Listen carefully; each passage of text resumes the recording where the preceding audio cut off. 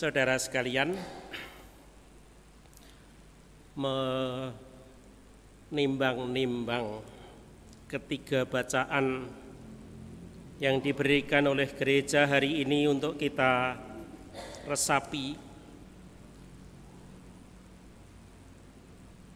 saya mendapatkan sebuah alur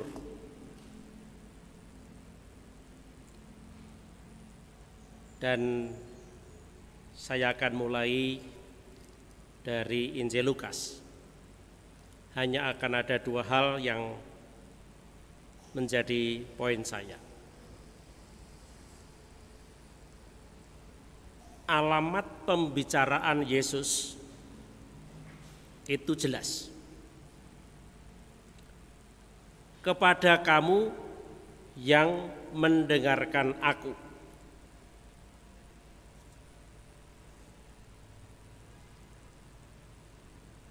Setelah dia menyampaikan berbagai macam hal, kemudian di tengah pada ayat 35 diulang lagi. Tetapi kamu. Jadi alamat ini bagaimanapun juga ditujukan kepada para murid Yesus. Dan termasuk di situ adalah kita.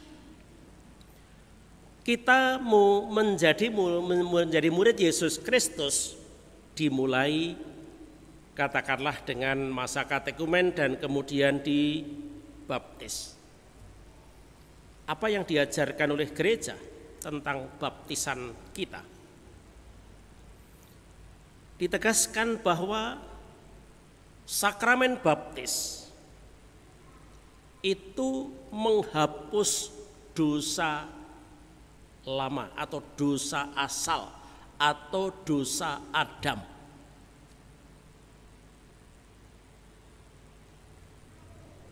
Dengan dosa lama dihapus, kita diubah menjadi manusia baru.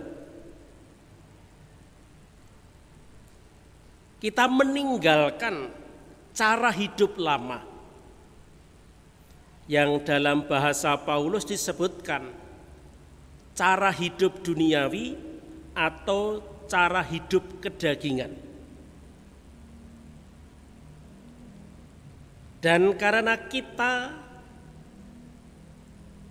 berubah menjadi manusia baru,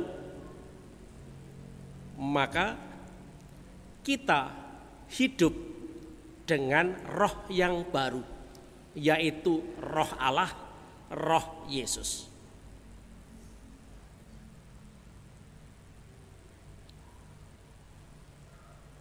Harapannya, semakin kita lama menjadi murid Yesus, semakin lama kita menjadi orang Katolik, mestinya kita menjadi semakin rohani. Itu artinya rahmat baptisan memang mengubah kita, meninggalkan manusia lama dengan segala jerat dan kedagingannya untuk menghayati cara hidup baru, yaitu roh Yesus. Tanda bahwa kita menjadi manusia rohani manakala batin kita semakin mengendap, hati dan nurani kita semakin jernih, rasa perasaan kita semakin menep dan sumeleh.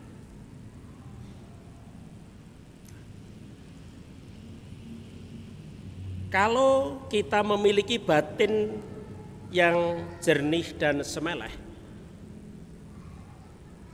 itu tandanya bahwa kita memiliki prinsip di dalam kehidupan. Kita tidak terprovokasi dan tidak mudah digerakkan oleh segala macam godaan dan bujuk rayu di luar sana. Itu artinya hidup kita semakin konsisten. Kita tentu ingat apa yang terjadi dalam diri Yesus.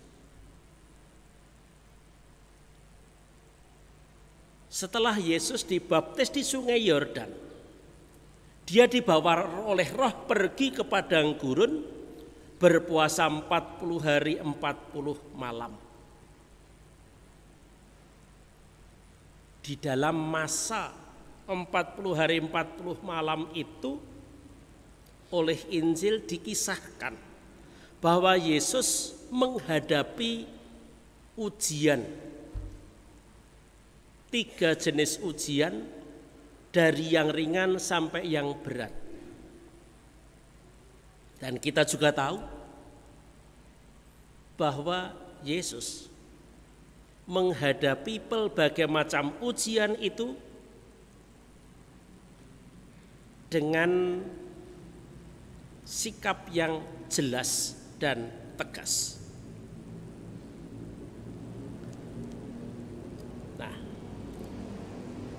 Kalau hari ini Yesus mengajarkan kepada kita semua,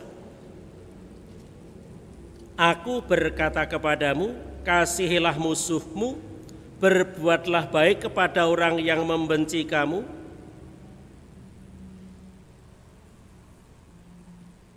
dan seterusnya. Itu sesungguhnya Yesus hanya mengatakan, hanya orang yang memiliki jiwa yang murni yang dapat menjalankan apa yang diajarkan oleh Yesus. Entah itu harapan, entah itu perintah yang tadi kita dengarkan. Hanya orang yang memiliki jiwa yang murnilah yang akan tetap mampu mengasihi musuh ataupun orang yang membenci. Hanya orang yang seperti itulah yang akan tetap murah hati, kendati telah disakiti dan dikecewakan. Orang seperti itu juga akan tetap mengampuni dan mendoakan, kendati sudah dikhianati. Orang seperti itu juga akan tetap melayani, kendati mungkin apa yang dilakukan itu nampak sia-sia. Kita lihat bagaimana semua yang saya katakan itu tadi sudah dikerjakan oleh Yesus. Itu artinya bagi kita para muridnya tidak ada alasan untuk mengatakan itu sulit, itu tidak bisa.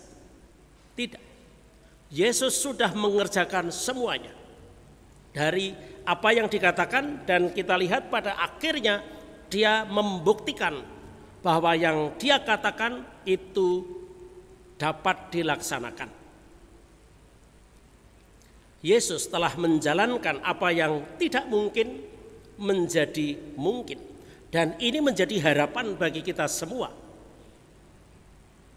Apa yang dilakukan oleh Yesus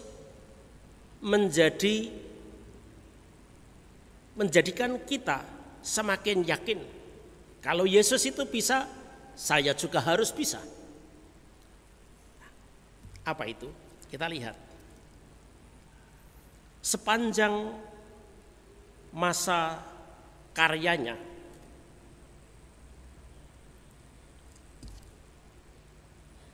berkali-kali para penulis Injil menunjukkan bahwa hati Yesus tergerak oleh belas kasih.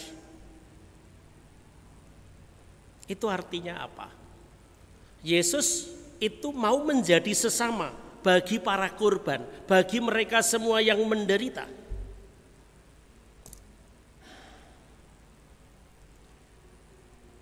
Hati Yesus yang tergerak oleh belas kasih itu menjadi sebuah wujud tanggung jawab kemanusiaan. Dan atas dasar tanggung jawab terhadap kehidupan dan kemanusiaan itulah Yesus berani menghadapi segala pendapat orang yang menyalahkan dia. Kita temukan Yesus selalu mendapatkan argumen yang pas dan telak untuk mereka semua. Karena yang dikerjakan oleh Yesus, entah itu bagi yang sakit, entah itu bagi yang mati, yang dikatakan oleh orang-orang munafik itu sebagai melanggar aturan, Yesus bisa menunjukkan bahwa hidup itu lebih penting daripada sekedar aturan, daripada sekedar adat istiadat. Karena Allah menciptakan kita dan mengutus kita untuk menjaga kehidupan. Seperti Allah sendiri menciptakan kehidupan, merawat dan menjaganya supaya lestari. Karena di dalam kehidupan itulah Allah hadir. Bukan sekedar hidup biasa, tetapi hidup yang berkualitas, hidup yang membawa gembira.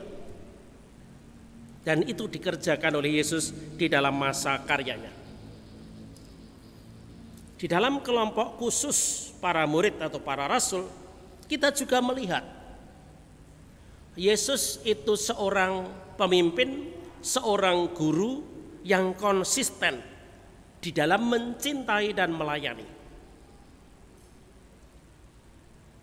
Ada 12 murid, ada yang saleh, ada yang baik, tetapi juga ada yang menyangkal seperti Petrus, atau bahkan ada yang mengkhianati seperti Yudas Iskariot.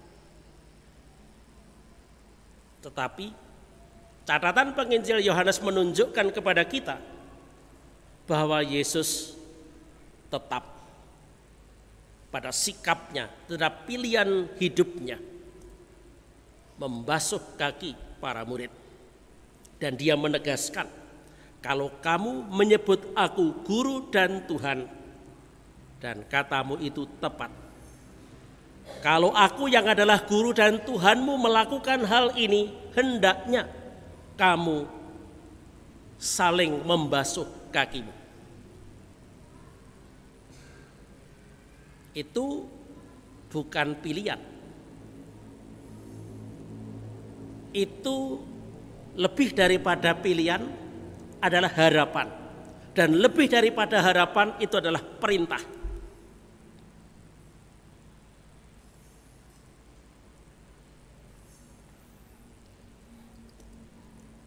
Setelah peristiwa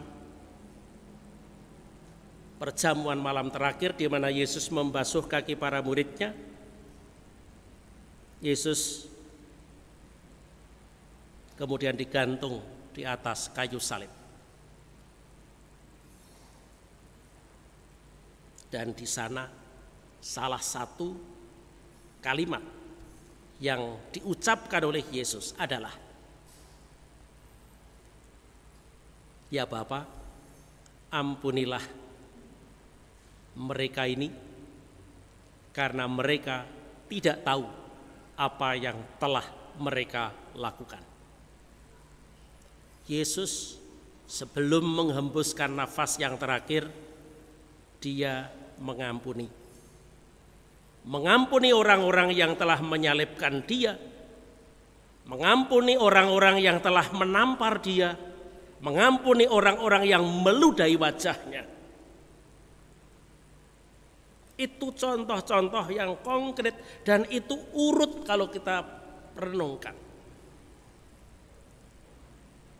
Maka dari itu,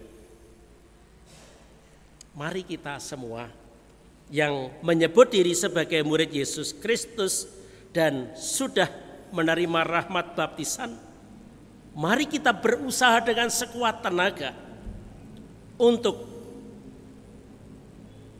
memilih cara hidup yang sudah dipilih dan dijalani oleh Yesus sendiri.